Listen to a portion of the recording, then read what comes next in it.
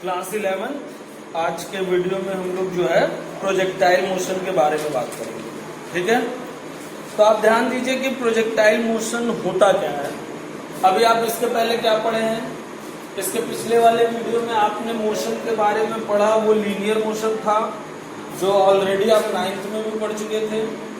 उसमें क्या क्या फॉर्मूले थे आपके, S is equal to u t plus half a t square, V is equal to u plus a t और V square is equal to u square plus 2as। अब हम यहाँ पे बात उन मोशंस में क्या होते थे, कोई चीज स्ट्रेट लाइन रोड पे चलता था या किसी चीज को हम सीधे ऊपर फेंकते थे और वो नीचे आता था। लेकिन इस मोशन में हम क्या करेंगे, किसी भी चीज को हॉरिजॉन्टल से किसी एंगल पे फेंकेंगे और जब आप किसी चीज को एंगल पे फेंकते हो तो वो कैसे जाता है, वो बिल्कुल ऐसे जाएगा और ऐसे आके वापस जमीन पे लैंड कर जाएगा, है ना। आप क्या करते हो, आप जब क्रिकेट खेलते थे तो आप बैटिंग कर या फील्डिंग करते समय बॉल को फेंकते हो तो जनरली आप ऐसे ही फेंकते हो। बाउंड्री पे होते तो बॉल को ऐसे ही फेंकते हो आप किसी एंगल पे। तो अगर हमने मान लिया कि इसका जो वेलोसिटी है, जिस वेलोसिटी से फेंका हमने u वेलोसिटी से फेंका है और एंगल थीटा है, तो अब इस मोशन के बारे में हमको पढ़ना है। तो इस मोशन के बारे में हम कैसे पढ़ेंगे, पहले इसको ध्यान दीजिए। देखिए, इसमें दो तरीके का मोशन हो रहा है। एक्चुअली मोशन हो रहा है ऐसे, ठीक है, जबकि मोशन ऐसे हो रहा है। तो इसमें दो तरीके का मोशन है, एक मोशन इधर हो रहा है और एक मोशन इधर हो रहा है। आप बोलोगे कैसे, आप ध्यान दीजिए, जब बॉल ऐसे जा रहा है तो आगे भी जा रहा है कि नहीं, और बॉल जब ऐसे जा रहा है तो ऊपर भी जा रहा है और वापस नीचे भी आ रहा है। अगर हम इस मोशन को दो टुकड़े में बांट दें, दो टुकड़े में कैसे बांट दें, एक टुकड़े में ऐसे बांटें कि हम सिर्फ उसको आगे जाता हुआ देखें, ठीक, और एक सिर्फ उसके उस वाले मोशन के बारे में पढ़ें जो सिर्फ ऊपर जाके नीचे आ रहा है। आप देखिए, अगर हम बात करें ऐसे गया, तो अगर हम वर्टिकली बात करें, सिर्फ वर्टिकली बात करें तो हम क्या कहेंगे, इतना ऊपर आया था फिर वापस नीचे चला। और सिर्फ हॉरिजॉन्टल में बात करें तो क्या कहेंगे, यहां से चला यहां पहुंच गया। तो हम एक्चुअली क्या कर सकते हैं, हम ये कह सकते हैं कि ये जो बॉल फेंका गया है ये दो मोशन का कॉम्बिनेशन है। बताइए, वो आगे भी जा रहा है और ऊपर भी जा रहा है, और आधे समय तक वो ऊपर जाता रहा और आगे बढ़ता रहा, और आधे समय तक वो नीचे आता रहा और आगे बढ़ता रहा। बोले सही है, नहीं सही हुआ, ठीक है। तो कभी भी आपको इस तरीके से हॉरिजॉन्टल से एंगल पे मोशन करने को मिले या किसी भी इस तरीके का प्रोजेक्टाइल मोशन हो, तो आपको इसके मोशन को दो हिस्से में बांटना पड़ता है। किन किन दो हिस्से में बांटना पड़ता है, एक हॉरिजॉन्टल में बांटना पड़ता है और एक वर्टिकल में, ठीक है।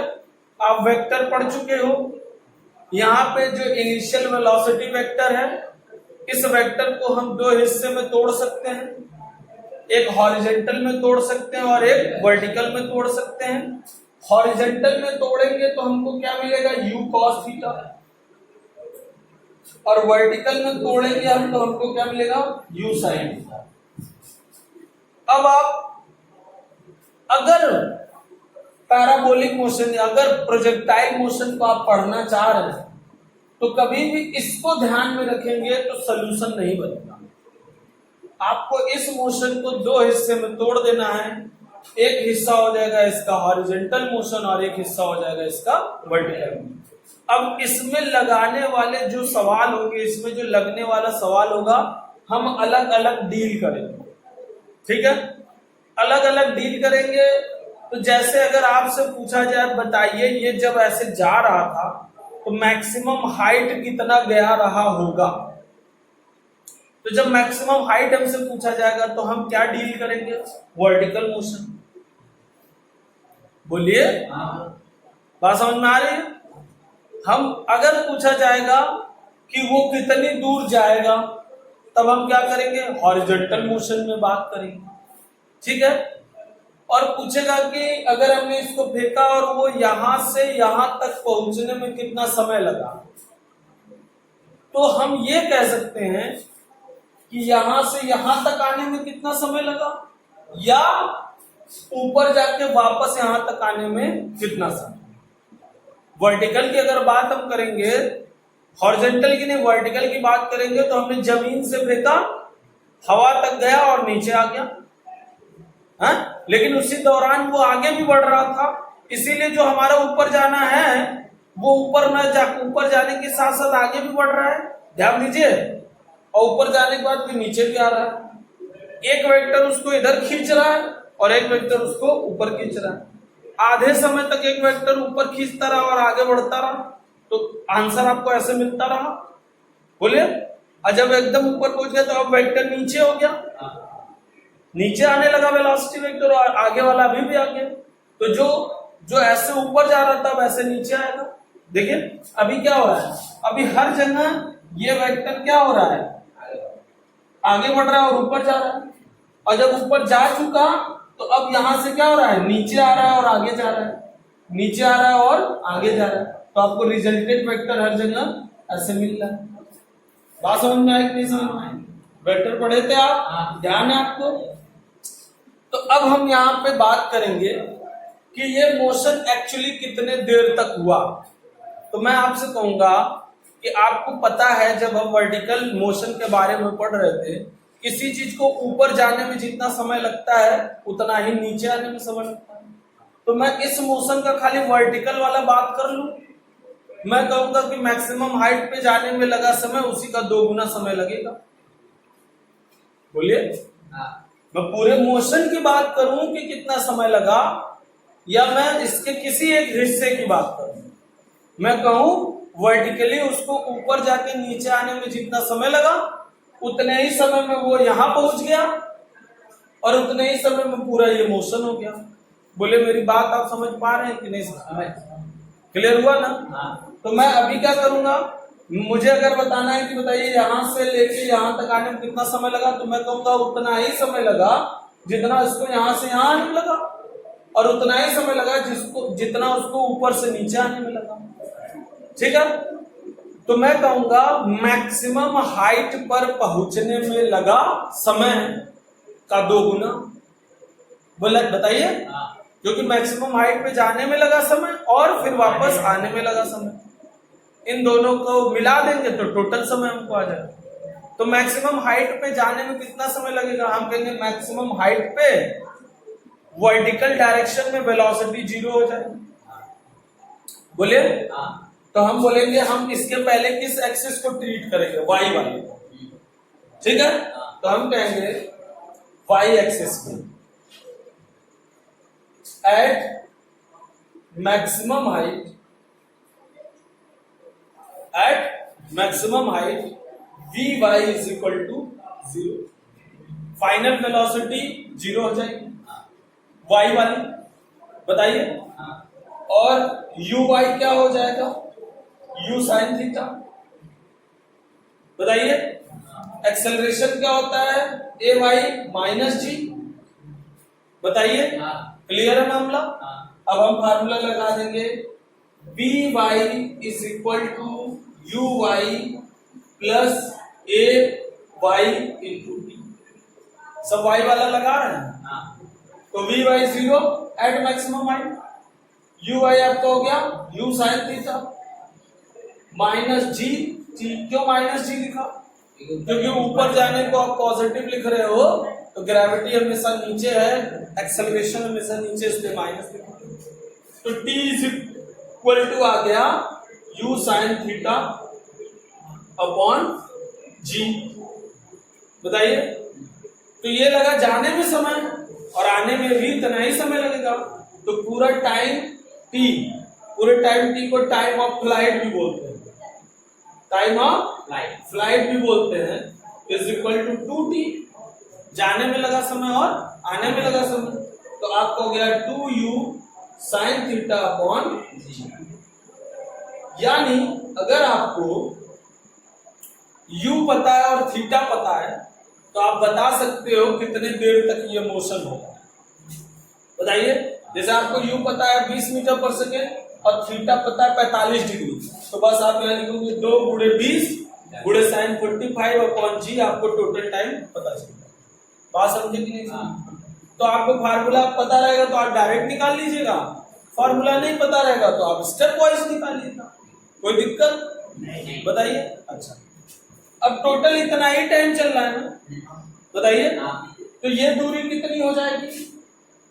अब ये दूरी के लिए हम क्या कहेंगे, हॉरिजॉन्टल में बात करेंगे। हम कहेंगे कि u cos थीटा से जितने देर तक चलेगा वही दूरी हो जाएगा। बताइए, तो अगर हम y एक्सिस के अलावा x एक्सिस की बात करें तो x एक्सिस में ux क्या हो जाएगा आपका, u cos थीटा। बताइए, ax क्या हो जाएगा, 0। इधर तो कोई एक्सेलरेशन है ही नहीं ना, एक्सेलरेशन हमेशा किधर है, नीचे है, ऊपर भी नहीं है, नीचे ही है, मतलब वर्टिकल y में। तो ax क्या हो गया, 0 हो गया। बताइए, तो कोई एक्सेलरेशन है ही नहीं और आपको ये बताना है x डिस्टेंस में कितना चला। x डिस्टेंस में जितना चलता है उसको रेंज बोलते हैं। क्या बोलते हैं, रेंज। रेंज क्या है, डिस्टेंस ही है, तो distance is equal to speed into time. जब एक्सेलरेशन नहीं है तो सिर्फ ut लिखेंगे, हाफ एटी स्क्वायर 0 हो जाएगा, तो ut लिखेंगे तो ux इंटू टी, टी क्या लिखेंगे, पूरा टाइम। बताइए, स्मॉल टी नहीं ना लेंगे, स्मॉल टी क्या हो जाएगा, सिर्फ आधा टाइम हो जाएगा ऊपर जाने तक, इतना ही दूरी बताएगा। और पूरा टाइम क्या बताएगा, ऊपर से नीचे आने तक का, मतलब यहां तक का बताएगा। तो हम क्या लिखेंगे, u cos theta into 2u sine theta upon g, यानी आपका आंसर हो गया 2u square sine theta cos theta upon g. बात समझ में? अब अगर आपको u और थीटा पता है, 20 मीटर पर सेकेंड पता है, साइन 45 कॉस 45 अपॉन जी करेंगे तो आपको रेंज मिल जाएगा। देखिए, आपको क्या पता चल रहा है, सिर्फ u और थीटा पता है तो आपको टाइम ऑफ फ्लाइट भी मिल गया और आपको रेंज भी मिल गया, कितनी दूर जाके गिरेगा। बात समझ में? तो टाइम ऑफ फ्लाइट का भी फार्मूला आपको मिल गया और रेंज का भी फार्मूला। अब तीसरा बचा कि मैक्सिमम हाइट कितना चला, ये हाइट मैक्सिमम कितना चला।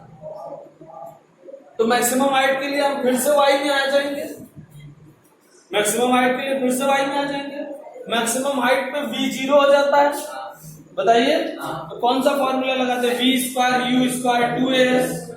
बताइए, तो हम लगा देंगे v square is equal to vy square is equal to uy square plus 2a h, मतलब हम कैपिटल H लिख दे रहे हैं, मैक्सिमम हाइट लिख सकते हैं, नहीं लिख सकते। तो vy 0 हो जाएगा और uy हो जाएगा u square sine square theta, बोलो भाई, और प्लस 2g हो जाएगा माइनस जी और h, बोलो। तो h इज इक्वल टू क्या हो जाएगा, u square sine square theta upon 2g। बोलो, 3 फॉर्मूले बन गए आपके, यानी प्रोजेक्टाइल मोशन है और आपको उसका u पता है और आपको उसका थीटा पता है, तो आपको क्या निकाल लेना है, 3 फॉर्मूले हैं, टाइम ऑफ फ्लाइट भी निकल जाएगा, रेंज भी निकल जाएगा और मैक्सिमम हाइट भी निकल जाएगी। आइडिया पता चला आपको? नहीं पता चला? तो हमारा क्या क्या फॉर्मूला बना, t is equal to 2u sine theta by g. बताइए, 2u sine theta upon g, r is equal to 2u square sine theta cos theta by g. बताइए, और मैक्सिमम हाइट बराबर u square sine square theta upon 2g। बात समझ में आ गई? नहीं समझ में आ गई? अब देखिए, एक सवाल हम करने जा रहे हैं, तो चलिए इस पे हम लोग एक सवाल करते हैं, ठीक है। सवाल क्या है, एक ऑब्जेक्ट है, उस ऑब्जेक्ट को हमने 50 मीटर पर सेकेंड से, ठीक है, 37 डिग्री के एंगल पे फेंका है।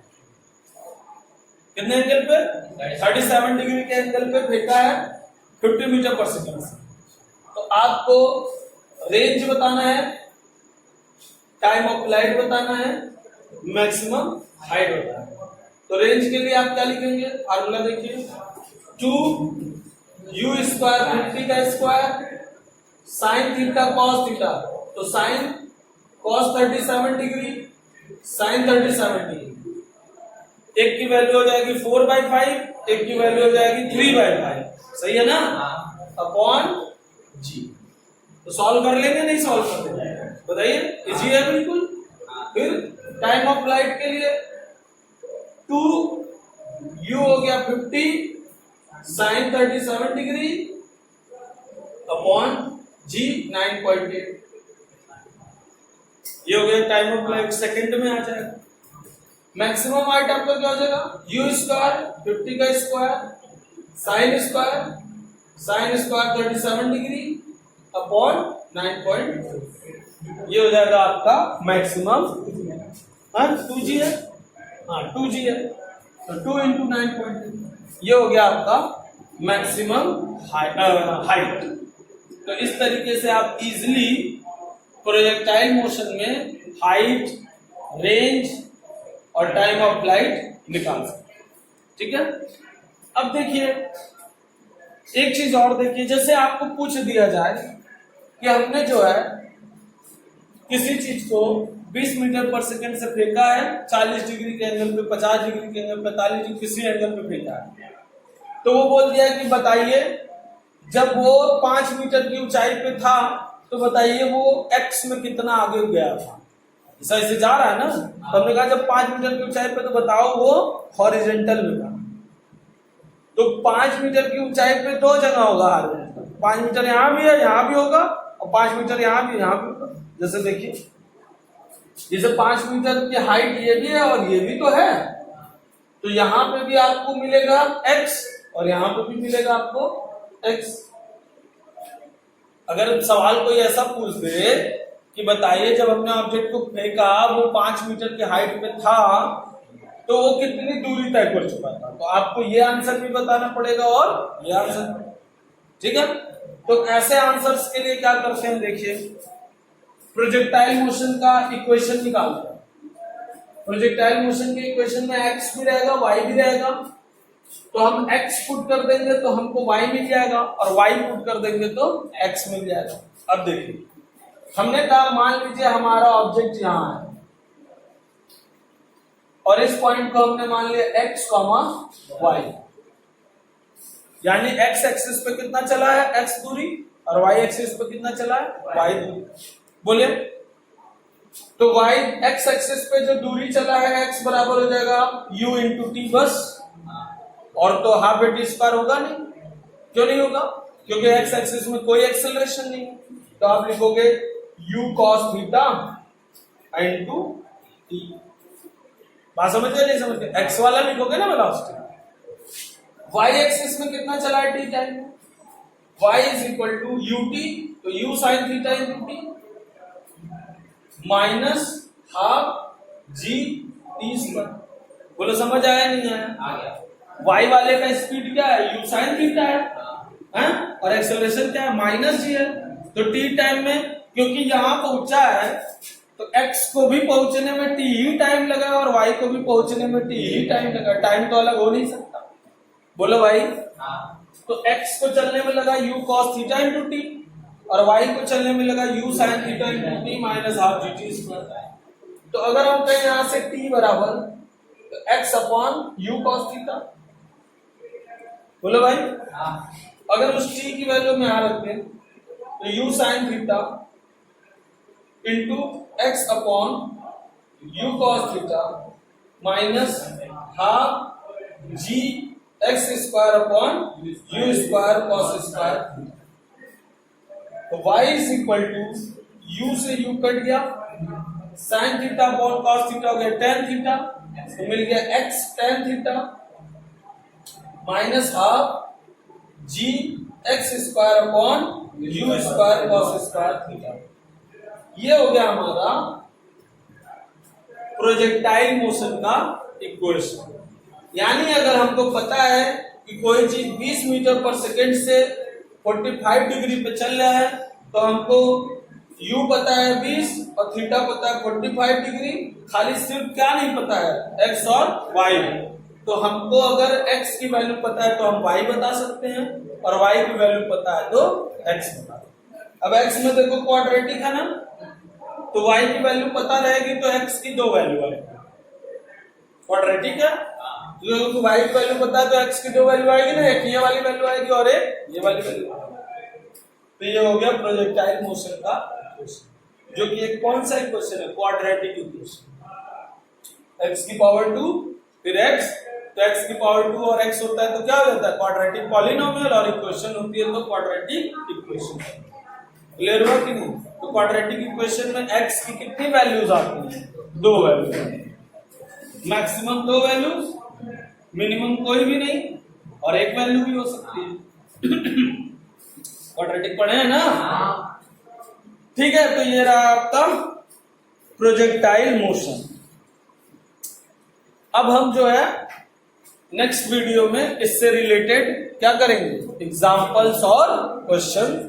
आज के लिए इतना है।